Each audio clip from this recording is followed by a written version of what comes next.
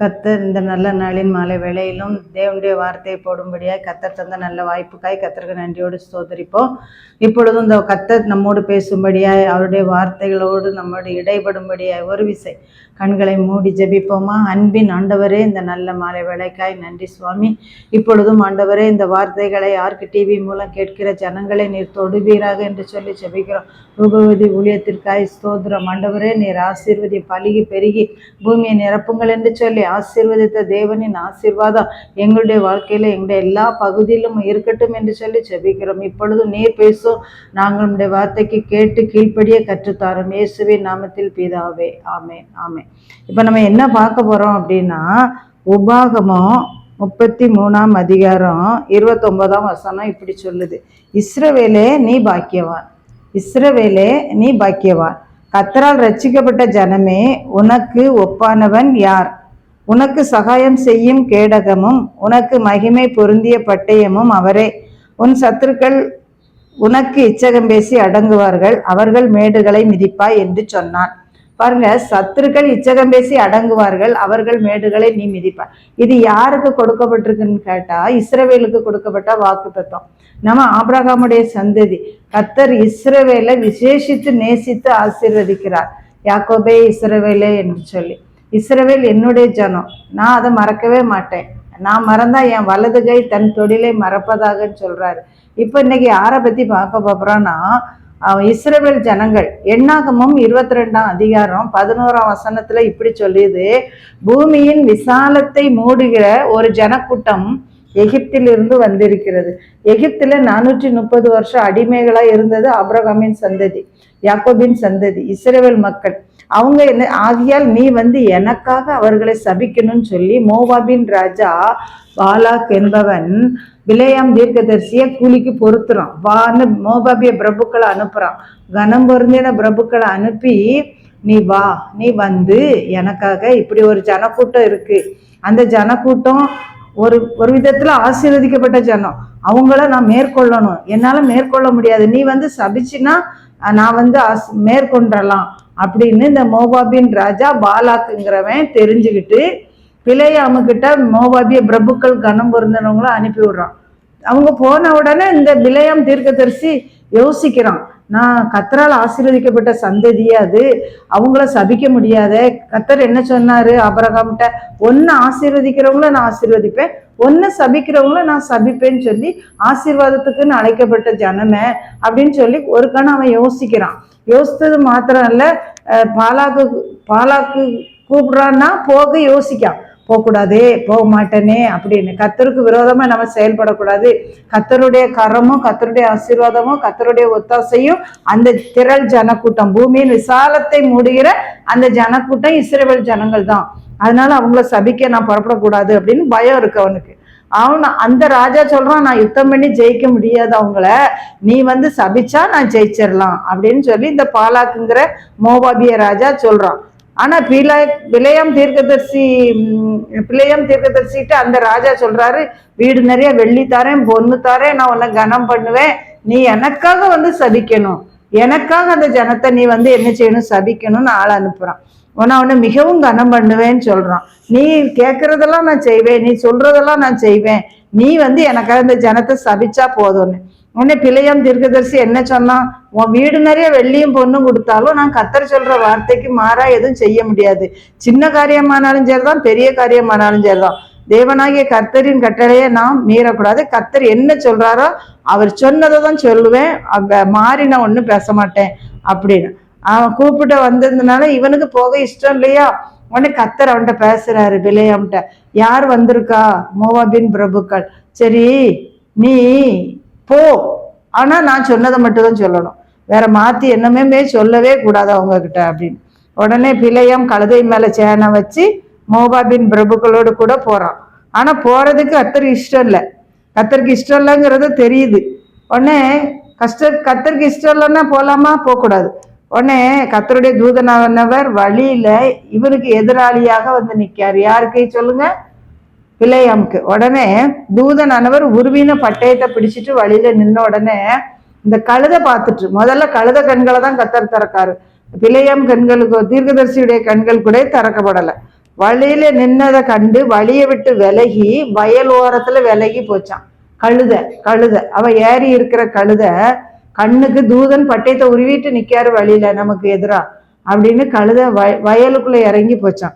உடனே கழுதைய ஒருக்கா அடிச்சிட்டான். கழுதைய யார் அடிக்கா? கழுதை மேல ஏறி உட்கார்ந்துருக்கிறது யாரு? பிள்ளையம் அடிச்சிட்டான். உடனே அதுக்கு பிறகு அந்த கழுதைய திரும்ப கர்த்தருடைய தூதனான்னு கொஞ்சம் வழி விலகி இருபுறமும் இடுக்கலான திராட்சை தோட்டத்தின் பாதையில போய் நின்னாராம். ஒரு திராட்சை தோட்டங்களின் பாதையில போய் நிக்காரு. முதல்ல வயலுக்குள்ள இறங்குச்சு, அடுத்தது திராட்சை தோட்டத்துக்குள்ள. அப்ப கழுத கர்த்தருடைய தூதனை கண்டு இடுக்கமான பாதையா அந்த திராட்சை தோட்டத்துக்கு செவுரு வச்சு அந்த செவுருல உரசிட்டு காலை செவரோட வச்சு உரசி இழுத்துட்டு போனோடனே கர்த்தருடைய கழுதையை திரும்ப ஒருக்கா அடிக்கான். 2வது முறை. 3வது பார்த்தீங்கன்னா வலதுபுறம் இடதுபுறம் வழி விலக இடமில்லாத ஒரு இடம். அப்போ கழுதை கீழே படுத்ததுனால திரும்ப அவன் அடிக்கான். உடனே கர்த்தர் கழுதையின் வாயை திறக்காரு. பாருங்க, ஒரு தீர்க்கதரிசியினுடைய மதிகேட்ட நீக்கிறதுக்கு கழுதை வாயை திறந்து, நீ கையாண்ட நாள் முதல்ல நான் உங்களுக்கு இப்படி என்னைக்காவது செஞ்சிருக்கேனா, நீங்க ஏன் என்ன அடிக்கீங்கன்னு கேட்டுச்சு.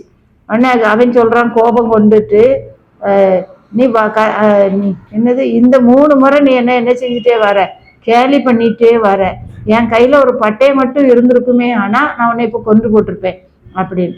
உடனே கழுதை பிள்ளையாம்கிட்ட பேசிச்சு, என்ன பரியாசம் பண்ணி கொண்டுட்டு வரேன்னு சொல்றான் பிள்ளையாம்.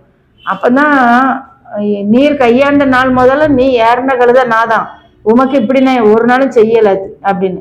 உடனே கர்த்தர் முதல்ல யார் கண்ணை திறந்தாரு? கழுதை. 2வது யார் கண்ணை திறக்காரு? பிள்ளையாமின் கண்ணை. பிள்ளையாம் கண் திறக்கப்பட்டோடனே முன்னால தூதன் பட்டயத்தை வச்சுட்டு நிக்கிறத பார்த்துட்டானா உடனே குப்பரை ஒழுந்து கர்த்தருடைய தூதனை என்ன செய்யறாரு? வணங்குறாரு, பணிந்து கொள்கிறார். உடனே நீ தூதன் சொல்றாரு, இதோட நீ 3 தரம் கழுதையை அடித்தது என்ன?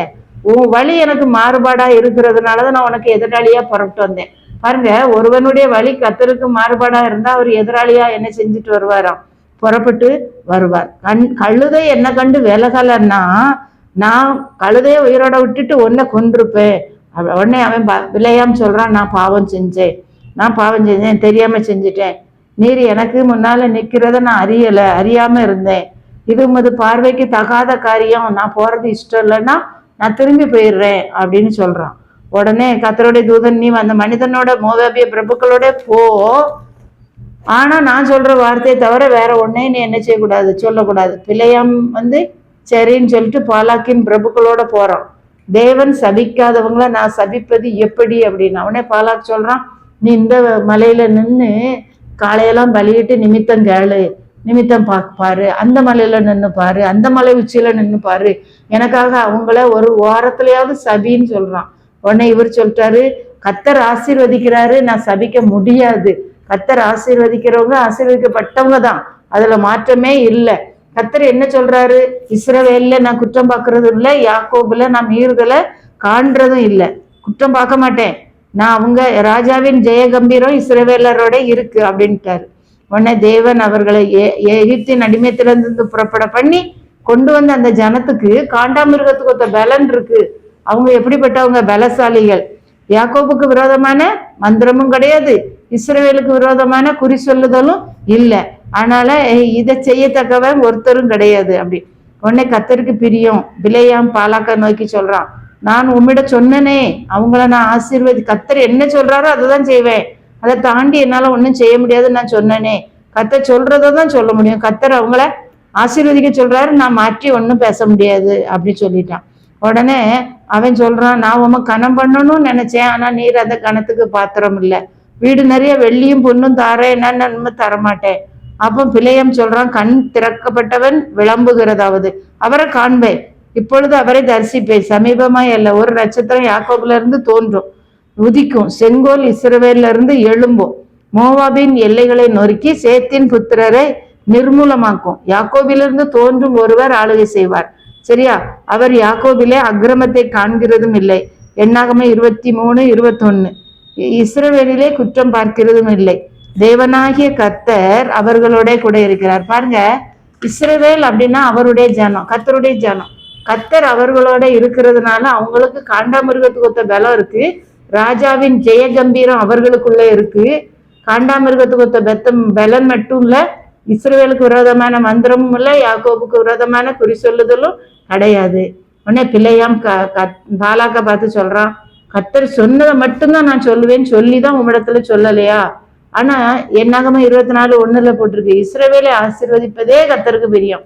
அப்ப நீ இஸ்ரவேலா இருந்தா, கர்த்தர் உன் கூட இருந்தா உன்னை ஆசீர்வதிக்காம விடவே மாட்டாரு. இப்ப நம்ம யாருக்கு பேசிக்கிட்டு இருக்கோம்? பிள்ளையாமுக்கும் பாலாக்குக்கும் இல்ல, நமக்கு ஆண்டவர் என்ன சொல்றாரு? நீ யாரு, நான் யாரு? நான் இஸ்ரவேல் ஜனம். நம்ம இஸ்ரவேல் ஜனமா கர்த்தர் நம்ம நேசித்தார்னா, நாம கர்த்தரை நேசிச்சோம்னா, நமக்கு எதிர சபிக்க வர்றவங்களெல்லாம் கர்த்தர் என்ன செஞ்சு போட்டுருவாரு? தள்ளி போட்டுருவாரு, சபிச்சு போட்டுருவாரு. அவரு சொன்னாரு ஆபிரகாமை பார்த்து, உன்னை ஆசீர்வதிக்கிறவங்கள நான் ஆசீர்வதிப்பேன், உன்னை சபிக்கிறவங்கள நான் சபிப்பேன்.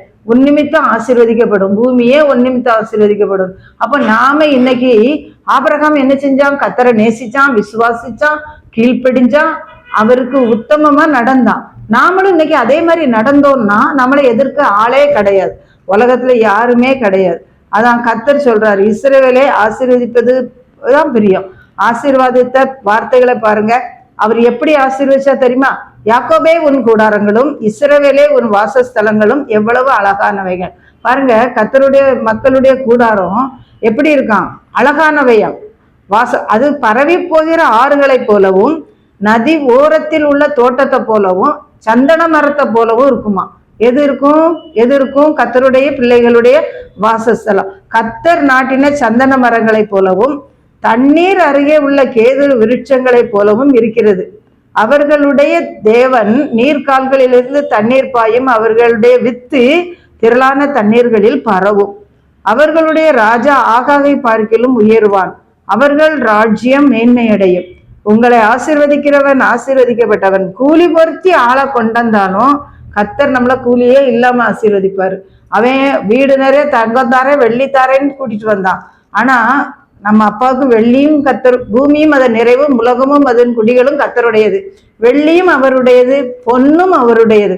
அவரை தாண்டி உலகத்துல ஒன்றும் கிடையவே கிடையாது. நீங்க நல்ல உலகத்தை படைச்ச உன்னதரை நம்ம கட்டியா பிடிச்சுக்கிட்டோம்னா நமக்கு விரோதமா எழும்புபவன் யார்? ஒருத்தருமே எழும்ப முடியாது. அதை நல்லா பச்சுக்கிடுங்க. நீங்க விசுவாச அறிக்கை பண்ணுங்க. கர்த்தர் என் தேவனா இருக்கிறார், கர்த்தர் என் ராஜாவா இருக்கிறார், கர்த்தர் என் தகப்பன், என்னை நேசிக்கிறார். என்ன ஒரு சின்ன ஆட்டுக்குட்டியை பாருங்க, தேவன் எப்பவும் தன் தோல்ல போட்டுட்டு போற மாதிரி இருக்கும். அந்த ஆட்டுக்குட்டி நான் தான், நான் நேசிக்கிற ஆட்டுக்குட்டி நான் தான்.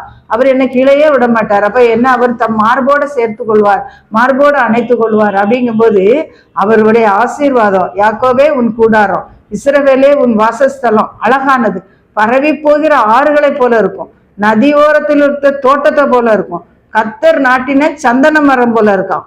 அப்புறம் அது அவருடைய வித்து திரளான தண்ணீர்களில் பரவும்.